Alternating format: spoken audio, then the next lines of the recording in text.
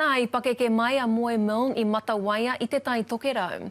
Kua hia nei tauaia e whakaako ana I te reo Māori.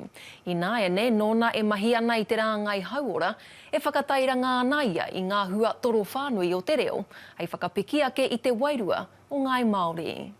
We claim that Māori educational underachievement can be traced directly back to the decision to educate Māoris only in English. It is high time civilised multicultural attitudes took over from the ignorance born of white racism.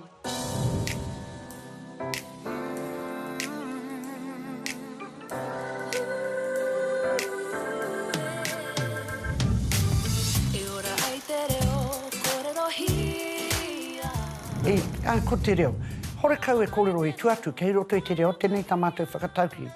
Kei roto I te reo, tētahi rongoa, hei mirimiri I te hinengaro me te wairua.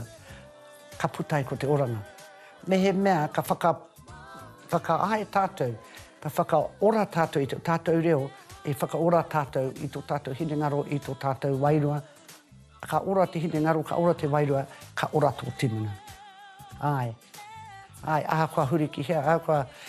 Ka mutau te ako I roto I ngā kura, ka mutu te ako I te reo I roto I ngā hapore, ka hoki anu au ki te hauora, kia rongoa I te hauora, I te ātāhua o te reo, hei whakaora ia koe me wō whakaaro. Ai. Ko hau te taiunga kaituhi te rautaki reo mō ngā puhi, mō te iwi, te tai o wa mātou tumanako I roto I tēnei rautaki, kia toka anō, hore kau kia toka tonu, kia toka anō te reo o ngā puhi hei reo kōrero.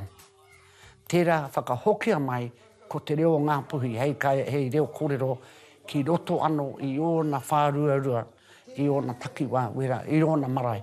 Hore kau I te tūmanako o I te moe nake anō he wawata e taia I te mea kei reira tonu, te nuinga o wā mātou takiwa kei reira tonu, wētahi tāngata kōrero Māori tonu ana.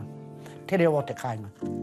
Ko te tino raru nui rawa o te ao, ko te hiahia. Ko tō hiahia ki tō reo. Taku whakapae, ko pēnei ke I te pōhehe o ngā puhi, o te nuinga, kei kona tonu te reo, kua māngere ki te mahi nui kia ora I te reo. No naini ka tahi no ka kite Anipa kei te mauiwi haere, kei te hinga haere tō tātou reo, hore kau anō mātou I tai ki te wā e kōrero ai kua mate te reo, I te mea kei reira tonu te reo. Tau ko tērā te mea tutahi, te tino uahuatanga kia ai mai te ngākau Māori tōna hiahia ki te reo nei. Nā I tuatu I tēnā, ko te taka mai o tētahi kapa mangu mai te runanga pea, ki te tautoko I ōna hāpori, I ōna iwi, I ōna hapu, kia pakari ai te reo ki roto I ōna hapu. Nā wahunga tua ngāpuhi ki kona, ko hau ana hoki te hea mana o te reo o Ngāti Hine. E tuku nānai mātou, wētahi puka ko oti nei a mātou te tā ātāhua nei, e hono kia kitea te reo o Ngāti Hine, nei te taonga ka whatu e mātou ki ngā kura me ngā kohanga reo, hei taonga mā rātou. Me te rawe o ngā kōrero no Ngāti Hine ake, kōrero ana ngā tuna me ngā ahanoa. Kore take noi honei engari, ka ki te rātou I a rātou ake I roto I te puka. Ko tōku tūmanako, kia te noho, kōrero Māori, ka Māori mai te reo o te tangata kōrero atu, tamariki atu, kau mātu atu. Noho I runga tērā noho Māori. Ka mea mai waku moko puna kia mai. Tupuna, e rongo au tahi joke. Mea tau ai, me kōrero pake au, e joke. Mea te ne, ai, me kōrero pake au, kia rongo koe te reka o taku reo. Te mata, he Māori man, a Chinese man, and a Pākehā man, ka haere rātou ki runga, ka Māori no te reo, ko kore taia, tā rātou joke ki roto te reo. Ki roto te reo Pākehā, kā te he, Māori atu, ai.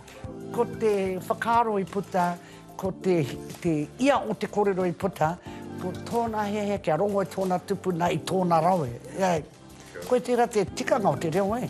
Noho tātou te kōrero, kia rongo koe ia hau, kia rongo au ia koe, kia rawe tātou, tō tātou reo.